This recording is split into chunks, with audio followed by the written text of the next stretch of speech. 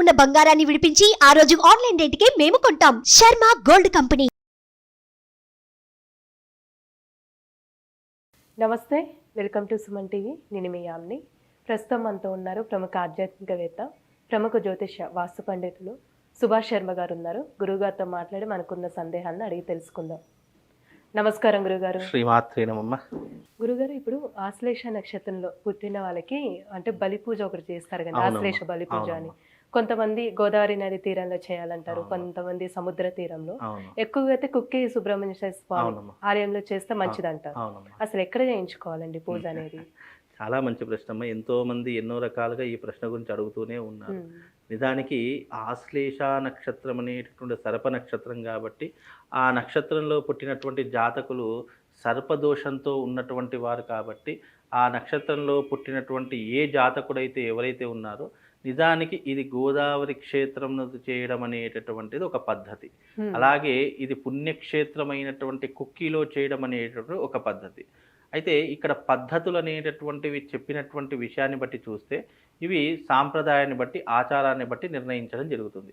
ఇప్పుడు కుక్కీలో చేసేటటువంటి పద్ధతులన్నీ కూడా వాళ్ళకు సంబంధించినటువంటి పద్ధతులు అప్పటి నుండి పురాతన నుంచి ఎలాగొచ్చాయో ఆ రకమైన పద్ధతులతో అక్కడ చేస్తూ ఉంటారు. అంటే అక్కడ సామూహికంగా అందరినీ గుంపులో గోవిందయ్య లెక్క, నలుగురితో నారాయణ లెక్క అందరినీ గుంపులో చేయిస్తూ ఉంటారు. అలా కాకుండా నిజానికి ఆశ్లేష నక్షత్రంలో పుట్టినటువంటి జాతకులకు తప్పకుండా ఆశ్లేష బలి చేయించుకోవాలి అని శాస్త్రము. అందులోనూ మూడు దోషాలు ఉంటాయి. ఆశ్లేష నక్షత్రంలో పుట్టి కాలసర్పదోషం ఉంటే చేయవలసినటువంటి పద్ధతి ఒక రకంగా ఉంటుంది. ఆశ్లేష నక్షత్రం అయ్యుండి కర్కాటక రాశి అయ్యుండి నాగదోషం రాహుకేతు మధ్యలో మిగతా గ్రహాలన్నీ బంధించబడి ఉంటే దానికి ఒక రకమైనటువంటి పద్ధతి ఉంటుంది. కేవలము లగ్నంలో గనక రాహు కానీ కేతువు కానీ ఉంటే గనక దానికి చేయవలసినటువంటి పద్ధతులు కొన్ని రకాలుగా ఉన్నాయి. కాబట్టి ఇక్కడ ఏమవుతుంది అంటే చేసే పద్ధతులు మారుతాయి. అది ఆ జాతకాన్ని బేస్ చేసుకొని ఉంటుంది. లేదు మామూలుగా ఆశ్లేష నక్షత్రంలో పుట్టారంటే వాళ్ళకు ఆశ్లేష బలిని చేయించడం ఉంటుంది. ఇందులో మళ్ళీ సర్ప సంస్కారము, నాగప్రతిష్ఠ, అలాగే అష్టనాగ పూజ అని చెప్పేసి దీనికి పలు రకాలైనటువంటి విధానాలు, పద్ధతులు అనేటటువంటి ఉంటాయి. అవి జాతకాన్ని బేస్ చేసుకొని ఉంటాయి. ఏది ఏమైనప్పటికీ ఆశ్లేష నక్షత్రంలో పుట్టిన ప్రతి ఒక్క జాతకుడు తప్పకుండా ఆశ్లేష బలి ప్రధానాన్ని చేసుకోవలసిందే.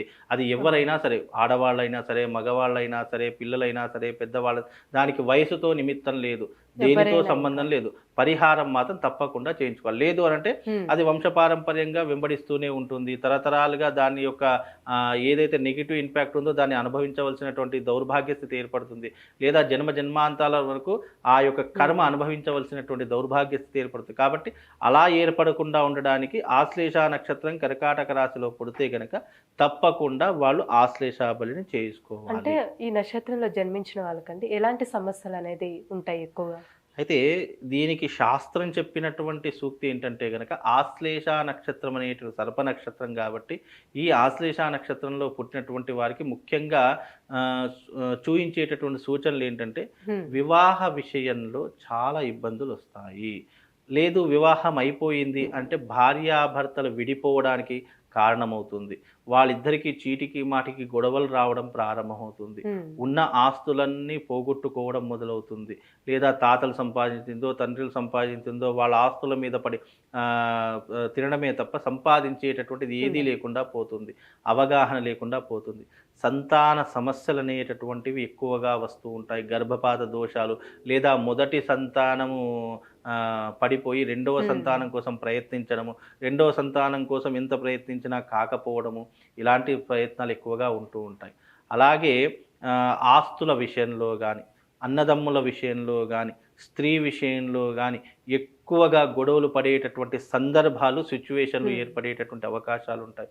లేదో ఇంట్లో ఉన్నటువంటి వాళ్ళకు మనశ్శాంతి లేకపోవడం, చీటికి మాటికి మనం ప్రశాంతంగా కూర్చుందామంటే చాలు ఏదో ఒక నింద నెత్తి మీద పడడము, ఏదో ఒక మాట అనడము, దాంతో కోపము, ఆవేశము, ఉద్రిక్తత ఇవన్నీ రావడము, ఇలాంటి ఎక్కువగా జరిగేటటువంటి సంఘటనలు ఈ యొక్క ఆశ్లేష నక్షత్రంలో పుట్టినటువంటి జాతకులు ఎక్కువగా ఉంటూ ఉంటాయి.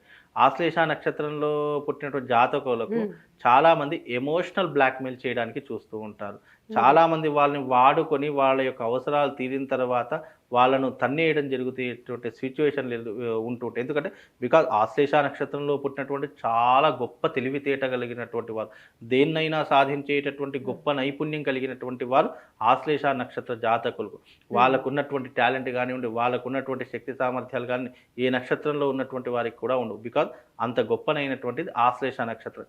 కానీ అది సర్ప నక్షత్రం కావడం చేతనే ఇలాంటి ఇబ్బందులు వస్తాయి తప్ప, అందుకని ఆశ్లేష నక్షత్రంలో పుట్టిన ప్రతి ఒక్కరు ఇన్ని కష్టాలు ఉంటాయా, ఇన్ని బాధలు ఉంటాయా, ఇన్ని ఇబ్బందులు ఉంటాయా అని అనుకోవడానికి ఆస్కారం లేదు. బికాజ్ కొన్ని నక్షత్రాల్లో పుట్టినటువంటి వారికి అవి తప్పనటువంటి పరిస్థితులు. ఇప్పుడు ఒక మనిషి పుట్టాడు, చావు పుట్టకలు ఏ రకంగానైతే తప్పించుకోలేము, ఆకలి బాధలు ఏ రకంగా తప్పించుకోలేము, నిద్రను ఏ రకంగా తప్పించుకోలేము, అలాగే కొన్ని నక్షత్రాల్లో పుట్టినటువంటి జాతకులు కొన్ని కర్మ ఫలితాన్ని అనుభవించవలసిందే. దానిని తప్పించుకోవడానికి అవకాశం లేదు. కానీ వాటన్ని తప్పించుకోవడానికి ఏదైనా మార్గం ఉంది, ఏదైనా అవకాశం ఉంది అని అంటే గనక అది ఆశ్లేష బలి ప్రదానం చేసుకుంటే ఇలాంటి వాటి నుండి మనం అధిగమించవచ్చు. అంటే ఇప్పుడు ఆశ్లేష బలి పూజ అనేది ఆశ్లేష నక్షత్రం ఉన్నప్పుడే ఎక్కువ చేస్తూ ఉంటారండి, అంటే మిగతా రోజుల్లో చేయొద్దంటారా? చేయొచ్చు. అది చాలామంది అపోహ ఏంటంటే ఆశ్లేష నక్షత్రంలోనే చెయ్యాలి అనేటటువంటి విధానాన్ని ఎక్కువగా సర్క్యులేట్ చేశారు. కానీ అది ఎప్పుడైనా చేసుకోవచ్చు. కాకపోతే ఏంటి అంటే చాలామంది ఇప్పుడు ఆశ్లేష నక్షత్రంలో చేసుకుంటే బాగుంటుంది అని ఎందుకు అంటాము అంటే కనుక, బికాజ్ ఆ ఆశ్లేష నక్షత్రం మీ జన్మ నక్షత్రం కాబట్టి మీ జన్మ నక్షత్రం రోజుననే చేసుకుంటే తొందరగా పరిహారం అనేటటువంటిది జరిగి మీకు అనుకున్నటువంటి పనులు జరిగేటటువంటి అవకాశాలు ఉంటాయి అనేటటువంటి. ఇది చాలా మట్టుకు ఆశ్లేష నక్షత్రం ఉన్నటువంటి సామూహికంగా చేసేటటువంటి వాళ్ళకి బికాజ్ ఆశ్లేష నక్షత్రం ప్రిఫరెన్స్ ఇస్తాము. లేదు మామూలుగా చేసుకునేటటువంటి వారికి ఎప్పుడైనా చేసుకోవచ్చు. దానికి పర్టికులర్ ఆశ్లేష నక్షత్రమే అని కాదు. ఇప్పుడు చాలామంది ఇండివిజువల్గా నేను ప్రత్యేకంగా చేయించుకోవాలండి, నాకు నలుగురితో వద్దండి, నాకు డబ్బులు ఎక్కువ అయినా పర్వాలేదు, నేను చాలా ప్రత్యేకంగా చేయించుకోవాలి, నాకు ప్రత్యేకమైనటువంటి అర్చనలు, ప్రత్యేకమైన బ్రాహ్మణులు కావాలి అని అనుకునేటటువంటి వాళ్ళు ఎప్పుడైనా చేసుకోవచ్చు. లేదు నెలకు ఒకసారి వచ్చే ఆశ్లేష నక్షత్రంలో చేసుకుంటాను అంటే కనుక ఆ నక్షత్రం వచ్చినప్పుడు సామూహికంగా జరుగుతాయి. ఇప్పుడు సికింద్రాబాద్ సైనిక్పూర్లో ప్రతి నెల సామూహికంగా ఆశ్లేష బలి అనేటువంటి మా ఆధ్వర్యంలో నిర్వహిస్తాం. తప్పకుండా మేము ఎవ్రీ మంత్ ప్రతి నెల ఆశ్లేష బలి ప్రధానాన్ని మేము చేస్తూనే ఉంటాం. దానికి నెల రోజుల ముందుగానే రిజిస్ట్రేషన్ చేసుకుంటే అప్పుడు వాళ్లకు ఈ నెల కన్సిడర్ చేస్తాము. ఈ నెల వాళ్ళకు మేమే ఫోన్ చేసి అయ్యా మీది ఈ రోజు కన్ఫర్మ్ అయిపోయింది, మీరు ఈ రోజు రండి అని చెప్పేసి మేమే ఇన్ఫార్మ్ చేస్తాం. అంటే ప్రతి నెల మేము ఆశ్లేష బలి చేస్తుంటాం. ఒక నెల ముందే రిజిస్ట్రేషన్ చేసుకో, అంటే వాళ్ళ పేర్లు గోత్రనామాలు అన్ని నమోదు చేసుకొని రిజిస్టర్లో ఎంటర్ చేసుకుంటే మేమే వాళ్ళకి కావాల్సినటువంటి డీటెయిల్స్ కానివ్వండి, ఎలా రావాలి, ఎక్కడికి రావాలి, దానికి కావాల్సిన పూజా వస్తువులు ఏంటి, ఏమేమి తీసుకురావాలి, ఎలాంటి బట్టలు వేసుకొని రావాలి, దానికి సంబంధించిన వివరాలన్నీ కూడా మేము చెప్పడం జరుగుతుందమ్మా. అందుకే ఆశ్లేష బలిలో ఆశ్లేష నక్షత్రంలో ఉన్నటువంటి వారు ఆశ్లేష బలి ప్రధానాన్ని తప్పకుండా చేసుకోవాలి. ఇప్పుడు ఈ నెల వచ్చేసరికి మనకు 8వ తారీఖు రోజున ఆశ్లేష బలి అనేటటువంటిది చేయడం నిర్వహిస్తున్నాం. కనుక ఈ 8వ తారీఖు రోజున కనుక ఎవరైనా చేసుకున్నటువంటి వారు ఉంటే మీరు డైరెక్ట్గా సంప్రదించేసి 8వ తారీఖు మీరు డైరెక్ట్గా వచ్చేసేసి ఆశ్లేష బలి ప్రధానాన్ని చేసుకోవచ్చమ్మా. చాలా చక్కగా తెలియజేశారు గురుగారు, ధన్యవాదాలు. శ్రీమాత్రే.